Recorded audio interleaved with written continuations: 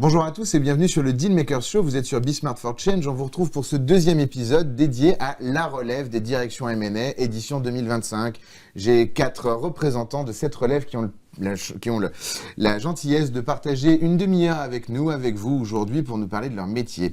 Alors tout d'abord, à ma gauche, à ma droite, Aurélien Guénaud, bonjour. Bonjour. Tu es directeur M&A de TSG. Oui, tout à fait. On a reçu dans ce Dealmakers Show il y a quelques mois Jean-Marc Bianchi avec qui tu travailles, qui est le CEO de TSG. Exactement. Merci infiniment, on est ravis de continuer à recevoir des gens de ce beau LBO, de cette belle aventure. Ravi d'être là également. Merci beaucoup. Aurélien Bétas-Régalin, tu es directeur M&A au sein de Cégide. Décidément, c'est très directeur M&A de LBO ce matin.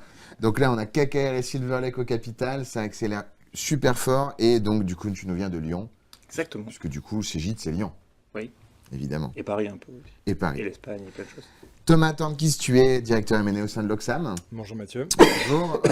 Tu as participé d'ailleurs à M&A Stories, je crois, cette année. Tout à fait. Merci infiniment d'être là à nouveau. Tu dis de ton métier que c'est un métier de rencontre, d'engagement, de relations humaines et de déplacement physique. C'est exact. C'est une sacrée citation. Si on devait filer un petit peu cette citation pour aller plus loin? Je dirais juste que je pense que c'est très difficile d'acheter une société sans aller rencontrer cette société. On n'achète pas une société sur catalogue. C'est un métier de rencontre, c'est un métier d'échange avec des gens, des conseils, des entrepreneurs, des vendeurs, des acheteurs, des banquiers, des gens qui financent. Donc c'est un métier de rencontre, c'est ça ce qui fait le sel de ce métier, je trouve. Merci beaucoup. Beaucoup plus clair.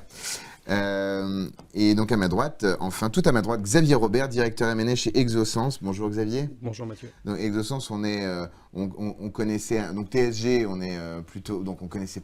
On va dire ce que c'est que TSG, effectivement. Cégide, l'Oxam, les gens peuvent connaître. Exosens, on est je crois, dans l'optique. Alors on est sur un positionnement à la fois défense et industriel. Donc le produit principal qui est le plus connu, puisqu'on a eu un rebranding, avant c'était Photonis, ce sont des tubes intensificateurs de lumière qui sont en fait les composants des jumelles de vision nocturne. Okay. Et on a également tout un tas de composants, notamment dans le life science, le nucléaire. Donc tout ça, ça va être la partie hors défense. Ok. Voilà. Merci beaucoup. Première question, comment est-ce que se structure votre direction M&A? On va faire un petit tour de table, on peut rester avec Xavier pour commencer. C'est combien de personnes? Tu reportes à qui? Alors, 2 personnes, je suis arrivé il y a un petit peu moins de 2 ans, je suis arrivé tout seul, donc en tant que directeur M&A. J'ai recruté il y a maintenant 2-3 mois, donc quelqu'un d'autonome qui a à peu près une dizaine d'années d'expérience en TS et Corporate M&A. Je reporte à la CFO du groupe et concrètement au quotidien, on va dire que c'est un petit peu un quatuor, CEO, CFO, directrice strat et moi-même. Merci. Voilà. Aurélien. Nous, on est 2 également. Donc, j'ai également recruté un manager qui a une dizaine d'années d'expérience. Et donc, on coordonne le M&A à 2. On reporte directement auprès de Jean-Marc Bianchi, qui est le PDG du groupe. Et on travaille en étroite collaboration avec 2 personnes dans l'équipe juridique qui sont quasiment à 100% dédiées au M&A du fait de l'activité qu'on a. Et c'est une bonne aide. 25 deals en 3-4 ans? On a fait le 27e là, il y a la semaine dernière. Voilà. Oh là là. On va faire un concours uniquement basé sur le volume. Noémie nous parlait de 80 deals en 5 ou 6 ans. C'est assez lourd également, mais 27 deals en 3-4 ans, c'est extrêmement structurant. Merci beaucoup. Merci. Aurélien Cégide. Et nous sommes une dizaine. C'est vraiment un moteur à 2 cylindres. Le premier qui est le M&A exec et le PMI. Et le PMI est hyper important. C'est chez toi le PMI aussi? Alors, il y a un autre Head of PMI. On travaille en collaboration parce que vu l'intensité qu'on met sur les deals, on pourrait pas arriver à tout gérer.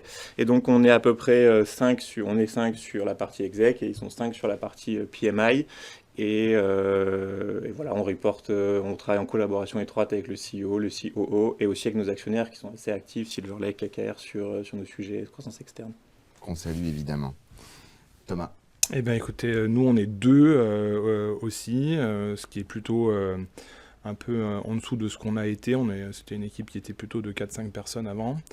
J'ai donc avec moi effectivement une manager M&A qui a aussi une dizaine d'années d'expérience. Effectivement, le vivier TS, banque d'affaires, c'est solide. C'est vers là aussi qu'on fait des recrutements. Le rattachement de l'équipe M&A, il est auprès de la direction générale aujourd'hui, plus particulièrement de la direction prospective et développement. Mais ça a évolué. Hein. Pendant mes premières années, c'était plutôt auprès du directeur financier que j'étais rattaché. Là, c'est plus proche du biz. Plus proche du business, effectivement, plus proche du business. Et puis de toute façon, effectivement, en lien étroit, évidemment, avec le dirigeant du groupe, Gérard Després, et puis évidemment avec toutes les autres fonctions.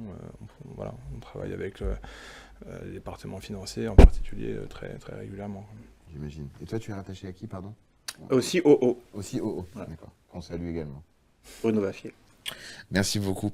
On est dans votre équipe, alors je vous pose une question sur la jeune génération qui soit nous regarde, soit travaille avec vous quotidiennement. Je pense à tous ces stagiaires, à ces jeunes CDI qui arrivent après l'école, qui peuvent avoir peut-être une vision un petit peu différente de celle que nous, on a eue au début de notre carrière. Qu'est-ce que vous pouvez leur dire aujourd'hui en termes qu'est-ce que vous pouvez leur souhaiter et leur dire? On commence peut-être par Xavier. Leur souhaiter, alors, beaucoup de deals évidemment, leur dire, peut-être leur rappeler que le M&A est, on va dire, à la jonction de différentes compétences. Et donc il y a un côté, je pense, je rejoins ce qu'on disait un petit peu en introduction, l'importance du relationnel, des déplacements pour rencontrer les gens, les patrons de boîte concrètement.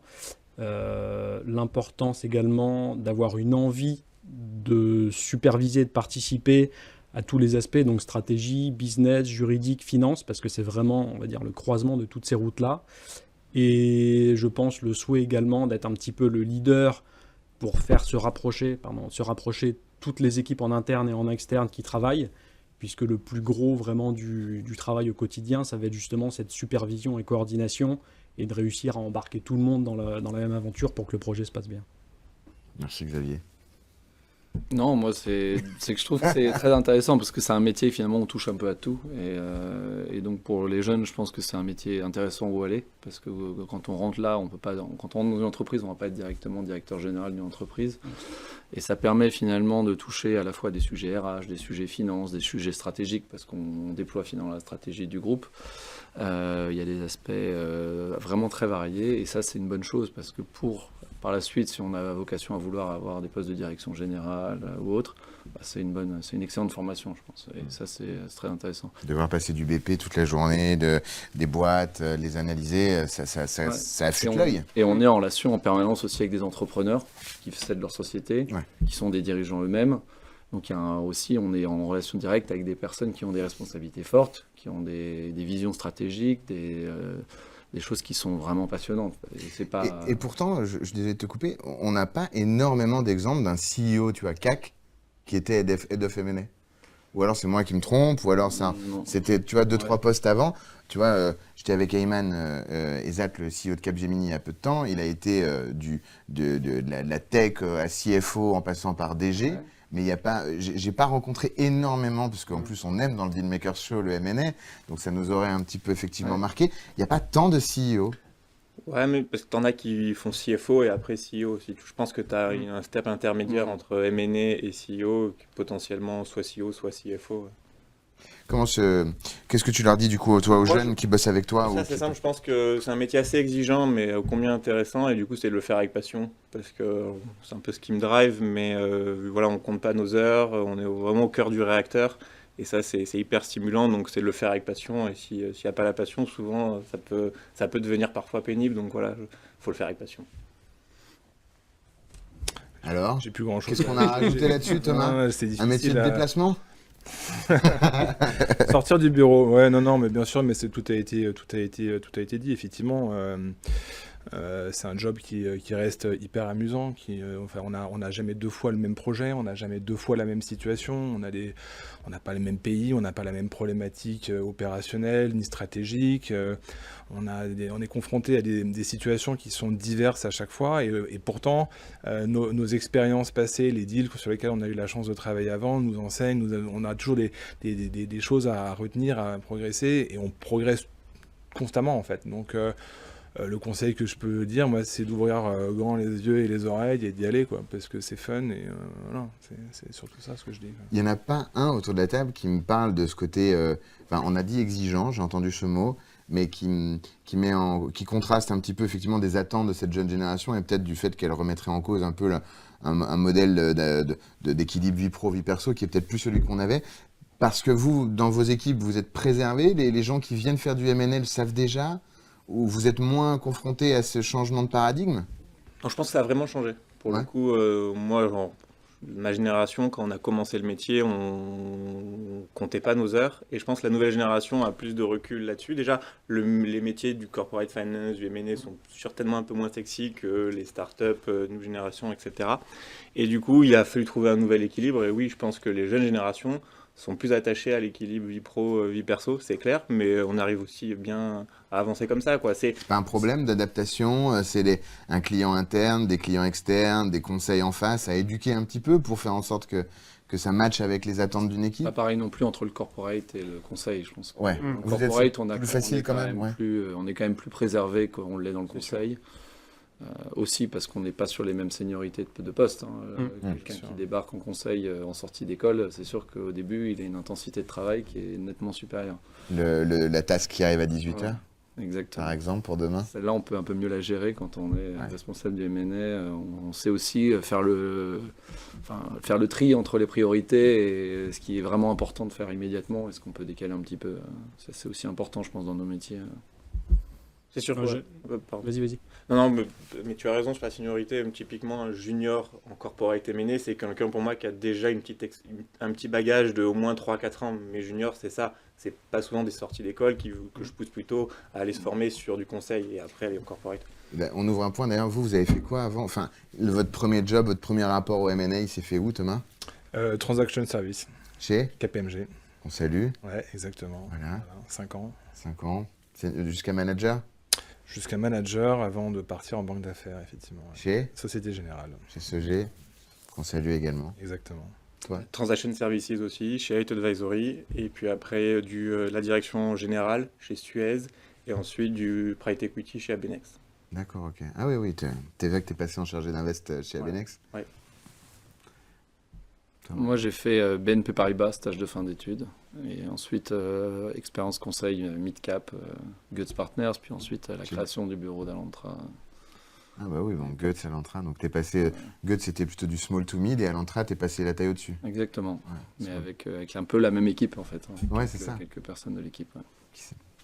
Et moi, directement corporate M&A, à l'époque où j'étais chez Rexel, donc en évolution interne. J'étais en audit interne, en contrôle de G, et ensuite j'ai évolué corporate M&A. Full corpo, quoi. Full corpo. Magnifique. Quel est le deal de votre vie? Si on devait en retenir un, celui qui a cette saveur si particulière qui fait que vous en souvenez, que vous allez le citer comme ça, directement. Rien. Je commence, alors ça va pas être le plus gros, mais celui-là, je trouve intéressant, parce que c'est un peu aussi une nouvelle façon de faire des deals aujourd'hui avec les réseaux, etc. C'est un jour un pop-up LinkedIn sur un banquier, un tout petit banquier au fin fond de la Catalogne qui me propose une cible, et on cherchait à se développer en Espagne, on avait déjà fait une acquisition, et on voulait faire du build-up, une cible RH, puis de fil en aiguille on rencontre le dirigeant, et puis on arrivait à faire le deal. Et j'aime bien cet exemple parce que ça montre un peu les nouvelles façons aussi de sourcer des deals aujourd'hui. Les réseaux, le digital, et on n'avait quasiment pas de réseau nous en Espagne avec des banquiers d'affaires, etc. Et puis on est quand même arrivé, et puis un premier deal en appelle un deuxième, et aujourd'hui on en est à une vingtaine en Espagne. Ah ouais, non, et toujours avec le même banquier d'ailleurs? Non, on a Vous changé. avez changé? Faut pas Non, rester mais avec les c'est mêmes. vrai que sourcer un deal, enfin, il y a 5 ans, 10 ans, vous n'auriez même pas, même si c'était arrivé, vous l'auriez pas dit qu'un deal, vous l'auriez trouvé sur Ouais, LinkedIn dans ouais. une inbox. C'est surtout ça qui change aussi, Ouais, je trouve. exactement. Thomas, toi de ton côté?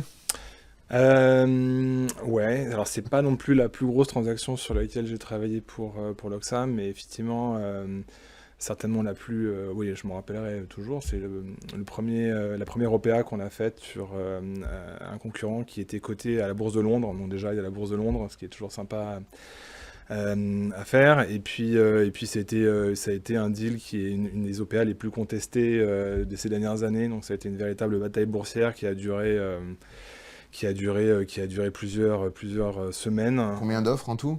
Puisque du coup, tu parles d'OPA, donc j'imagine qu'il y a eu Je beaucoup crois d'offres. une dizaine d'offres. Une dizaine d'offres Ouais. à la hausse, du coup, évidemment. Oui, bien C'était sûr. combattu. Ouais, c'est ça, effectivement. On a eu tout. On a eu l'offre à 17h59 le 23 décembre avant la fermeture du marché. Et puis, C'est là où tu regardes ta famille et tu leur dis au revoir. c'est ce qui s'est passé, effectivement. Voilà. Et puis la contre-offre à l'ouverture du marché le 27 décembre. Donc, effectivement, ouais, on a eu, voilà, c'était un peu ce deal-là.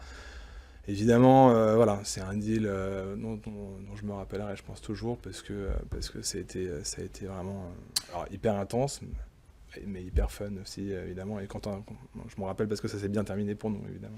Le pub ou le salon de thé qui te remontait le moral à Canary Wharf?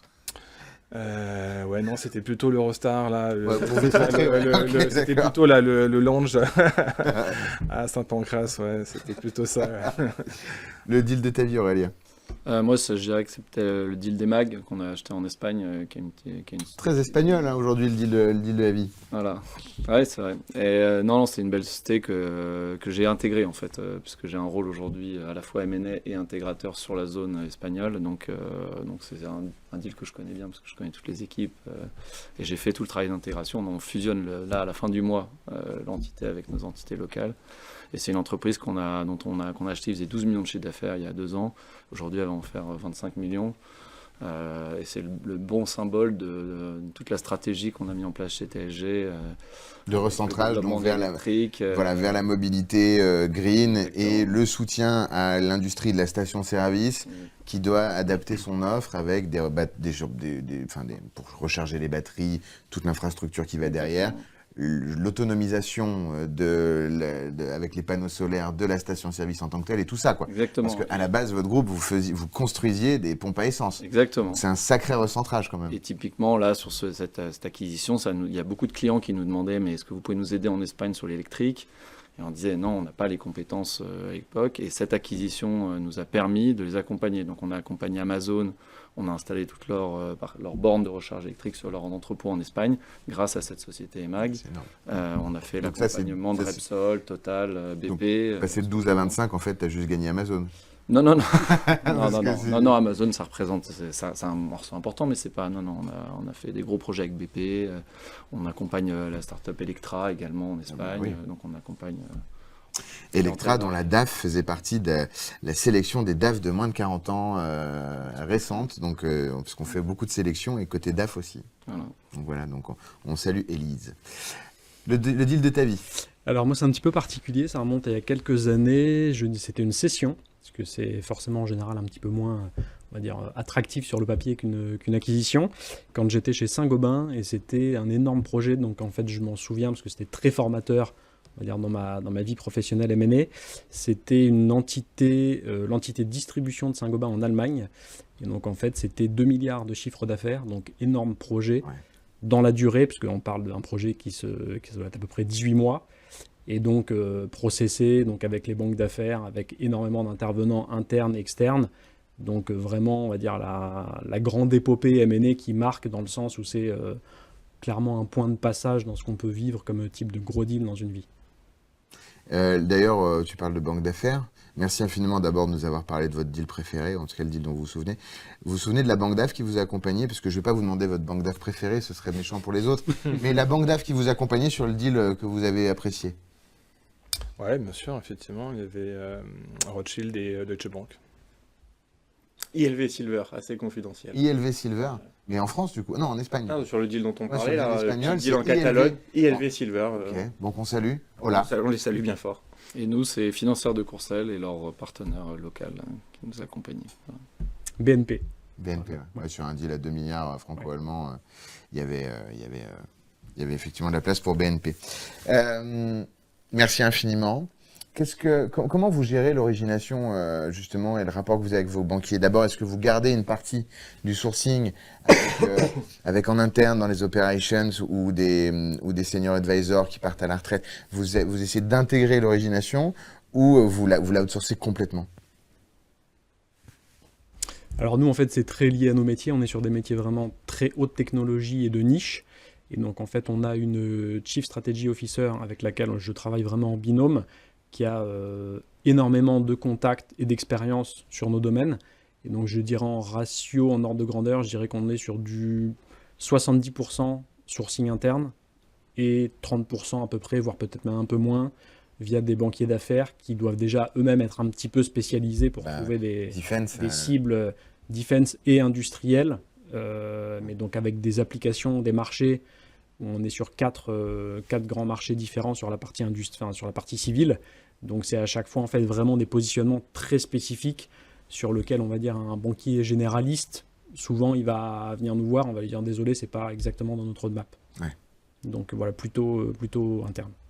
Ok. Et par exemple, si on devait retenir un banquier ultra spécialisé en defense qui a vraiment un coverage profond, on salue pas le logo ou des tombstones, c'est juste l'expertise aérospace, defense et optique, elle se trouve où Alors c'est assez difficile. Si je devais donner un nom un petit peu connu par exemple, et donc c'est un peu à cheval avec nos activités, mais c'est là pour le coup du aerospace and defense.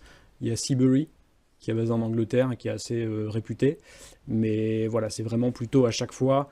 On a travaillé en France. On a travaillé en France avec une boutique M&A qui s'appelle Gimar, avec lesquels on a un contact assez privilégié, mais qui du coup fait vraiment quelque chose qui est entre guillemets du sur-mesure pour nous. Donc c'est plutôt un travail main dans la main plutôt qu'un banquier qui va aller voir différentes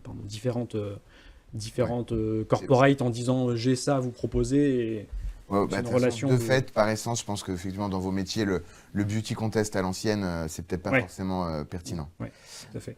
On verra dans certaines autres sessions peut-être, mais dans le civil peut-être. Thomas.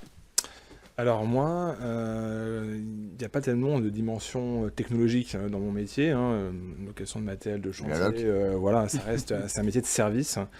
Au contraire, moi j'ai plutôt l'inverse, c'est-à-dire j'ai un flux entrant naturellement qui est très important parce que on doit recevoir en moyenne 3 nouveaux sujets par semaine sur le bureau. Donc effectivement, il faut gérer un pipeline qui se remplit très très fort, surtout quand on est présent dans 30 pays dans le monde. Et ce sont des marchés qui sont extrêmement fragmentés. Donc en fait, on a vraiment cette multiplicité d'opportunités qui s'offrent à nous. Évidemment, on a en plus certains sujets qu'on travaille nous particulièrement. Mais donc c'est plutôt effectivement un sourcing, j'ai envie de dire, externe et la gestion d'opportunités, de regarder qu'est-ce qui va à l'instant T être le plus en cohérence avec ce qu'on a envie de faire, avec les marchés qui sont le plus porteurs, avec les opportunités. Il y a vraiment une logique très opportuniste dans notre façon d'aborder le sujet M&A. Merci Thomas. Aurélien, toi c'est LinkedIn Premium ? Peut-être pas à chaque fois quand même, faut pas exagérer. Mais non, nous il est quasiment exclusivement en interne. On a la chance d'être un des consolidateurs clés du marché en Europe, donc on reçoit aussi beaucoup de dossiers. Alors nous, c'est plutôt 250 par an en termes de flux entrants. Et à côté de ça, on va regarder de manière proactive, nous, des cibles qui sont très alignées avec notre stratégie. Mais voilà, donc on travaille assez rarement avec des banquiers parce que... Silver Lake, KKR, il vous aide un peu aussi là-dessus, au-delà d'être des actionnaires formidables, je veux dire, il vous apporte un truc sur l'origination ? Bien sûr, alors après c'est plutôt des deals de taille plus significative. Il y a certaines tailles qui sont en dessous de leur radar, où on a pour beaucoup plus d'empreintes. Mais oui, sur des deals de taille significative, ils sont aux côtés avec nous et ils les sourcent aussi. Si demain vous devez faire un move US structurant... Oui, évidemment, bien ils sont sûr. après Bien sûr. placés. Mais ils connaissent très bien aussi le marché européen. Et nous, on utilise 2 réseaux de conseils M&A et on utilise leurs partenaires locaux. On utilise vraiment du petit conseil M&A. Les réseaux, local. C'est Atout Capital et Financière de Courcelles. Ouais. Et donc, ils ont des partenaires locaux de bonne qualité, qui sont des petites boutiques, mais qui, pour nous, de Paris, compliqués à identifier. Et ça nous permet de coordonner avec un partenaire en France. Et ça représente à peu près 60-70% de notre sourcing. Et on a quand même 30-40% qui se fait avec nos équipes opérationnelles locales qui connaissent un fournisseur, un partenaire, un concurrent. Et puis voilà. Ensuite, on y va. Et après, c'est parti. Voilà. Merci beaucoup, en tout cas, pour ce passage à la partie origination. Comment ça se passe cette fin d'année, chers amis ? On voit que au niveau macro, on n'a pas que des signaux verts. C'est pas la méga crise, mais on a de plus en plus d'articles dans de beaux journaux, magazines comme Décideur évidemment, ou d'autres qui font le point chaque semaine sur l'évolution macro. C'est quand même pas évident de se projeter. Est-ce que du coup, ça provoque un attentisme chez vous dans l'exec de ce qui pour autant est validé en strat avec le COMEX ? Vous êtes en stand-by complet, vous avancez que sur ce qui avait déjà été lancé, qui était en stade 2, stade 3. On en est où ? Ah, qui vous voulez. Thomas, t'étais parti. Alors, effectivement, on est sur un environnement qui est pour le moins incertain, mais je pense on commence à être un peu habitué à cela. Ça fait quand même plusieurs années maintenant que le maître mot, c'est la réactivité, en fait. C'est de savoir s'adapter à chaque situation. Personne n'avait prévu le Covid, personne n'avait prévu la guerre en Ukraine, le conflit au Moyen-Orient et autres problématiques qui ne font que se multiplier. Donc c'est un état, voilà, c'est comme ça, et il faut s'adapter. C'est sûr qu'effectivement, pour notre part, on est sur des marchés qui sont un peu en ralentissement quand même, faut le dire, voire qui ont déjà ralenti. Dans certains pays d'Europe du Nord, les marchés du BTP sont quand même assez fortement, on va dire, tournés au ralenti. Quand même. Une belle correction dans l'IMO. Ouais, effectivement, exactement, tout à fait. C'est en train de, voilà, ça probablement continuer de gagner le sud de l'Europe aussi. Donc ça veut dire qu'effectivement on s'adapte, et puis effectivement les thématiques changent. Donc de toute façon l'Oxfam a toujours été un groupe très sélectif dans son approche M&A, on n'a jamais été forcé de faire une transaction, on est capitaux privés, donc on a le temps pour nous et on n'a pas d'actionnaires qui poussent derrière dans un sens ou dans un autre. Voilà, je reviens sur ce que je disais, c'est l'opportunité et le temps long. Effectivement, après, dans des métiers capital intensive, avec les taux d'emprunt aujourd'hui, qui, alors, certes, sont commencent un peu à s'adoucir, mais qui sont restés élevés, une forme de prudence, une forme de travailler sur la défense de notre profitabilité, et travailler sur notre endettement. Donc, voilà, on va voir ce que ça veut dire en termes d'implication stratégique concrète. Ça prête, juste sur ton point, ça prête aujourd'hui sur, notamment en dette primaire, ça prête plus facilement qu'il y a 2 ans, qu'il y a 1 an? Ouais, je pense que les marchés de financement se sont réouverts. Donc nous, on se finance notamment par le marché du high yield. Donc effectivement, je crois qu'il est assez de nouveau assez. C'est du financement corp, mais financement d'acquise. Financement d'acquisition aussi. Je pense que pour les bonnes transactions, le financement est réouvert. Après, effectivement, peut-être pas toutes transactions. Le large, je ne sais pas si ça passe encore. Pas encore, mais c'est sûr que la tendance baissière, je pense, elle est engagée. Et ce qui est sûr, c'est qu'aujourd'hui, tout le monde s'est à reparamétrer les modèles compte tenu des nouveaux paramètres de financement. Ce qui est sûr, c'est qu'il y a quand même un stock de deals LBO qui avait été fait dans les situations 2017, 2018, 2019, qu'il faudra sortir à un moment ou à un autre. Et ça sera une autre question. Ce qui remettra le feu aux poudres, de toute façon, c'est le fundraising. Tant que tu n'as pas atteint ton hurdle avec tes LPs, il va bien falloir commencer à sortir. Un mot sur justement cet attentisme. Il nous reste 2-3 minutes, je crois. Un mot sur l'attentisme, ou en tout cas sur ce que cette situation macro a pour effet dans votre quotidien. De notre côté, alors nous, on a fait une IPO au mois de juin, avec un refinancement de toutes nos... Sur quel marché ? Refinancement avec le pool bancaire qui nous a accompagnés sur l'IPO. Et l'IPO, c'était sur quel marché ? Ah pardon, Euronext Paris. Euronext Paris. Et donc en fait, du coup, là, on a la chance d'avoir, on va dire, de quoi faire toute notre feuille de route et notre stratégie M&A, en sachant que c'est principalement à date du bolt-on. Donc concrètement, pas d'impact. Là, on délivre avec différents projets en cours et on avance. Et si ça tangue, vous serez du coup, vous êtes financé au bon moment pour pouvoir saisir les opportunités en marché down. Nous, on est assez agnostique à tout ça. On est dans une dynamique qui est très forte côté M&A. C'est presque de l'infra en plus, donc c'est différent. Et on a la chance, c'est qu'on a un financement, on a des prêteurs qui nous suivent énormément. On a refinancé notre ligne de CAPEX là, très récemment. Donc la dynamique est bonne, avec justement des taux qui s'améliorent. Et donc ça nous permet d'être pas dépendant de la dette, même si on a de la dette qui nous aide dans le M&A. Et on a une dynamique M&A qui est très forte. Mais on a l'avantage aussi de se diversifier vers des nouveaux segments de marché. Ce qui fait que finalement, quand on a un segment qui va être un peu plus en difficulté, et on est aussi dans 30 pays, donc si on a un segment ou un pays qui va avoir un petit coup de mou ou autre, finalement ça se balance bien et on garde une très bonne croissance à la fois organique et côté M&A. Donc on a aujourd'hui une bonne dizaine de dossiers très actifs. Ça ne devrait pas ralentir. Et au 31-12, on en aura signé combien sur les 10 ? Normalement, 3-4. Ouais. Ah ouais, donc on tape les 30 avant la fin de l'année. on aura facilement fait. Nous, on finit fin avril notre année. Ouais, mais fin d'année civile, En pardon. fin d'année civile, on sera à 30. Ouais. Voilà. Aurélien, le mot de la fin. Non, bah, Aurélien de Cégide. je suis en ligne avec ce que vient de dire Aurélien. Nous aussi, on a la chance d'être dans un business qui est très récurrent, hein, le logiciel, SaaS, qui plus est, et qui est aussi toujours en forte croissance. Donc, on ne ressent pas ces soubresauts-là, en tout cas sur notre activité menée, qui est toujours hyper riche. On a juste une idée de la RR de Cégide ou c'est confidentiel? Ah, on dit pas de chiffres. Pas de chiffre, hein, parce que la RR d'un groupe comme Cégide, Non, ça non, doit pas mais- être mal. Non, mais on est à peu près sur, là, on va finir l'année à peu près 1 milliard de revenus. Magnifique. Merci à tous, en tout cas, merci à vous quatre dans un premier temps. Merci à vous de nous avoir suivis pendant cette demi-heure pour ce Dealmaker Show dédié à la relève du M&A 2025. Vous continuez tout de suite sur Be Smart for Change pour la suite des programmes. Merci, au revoir.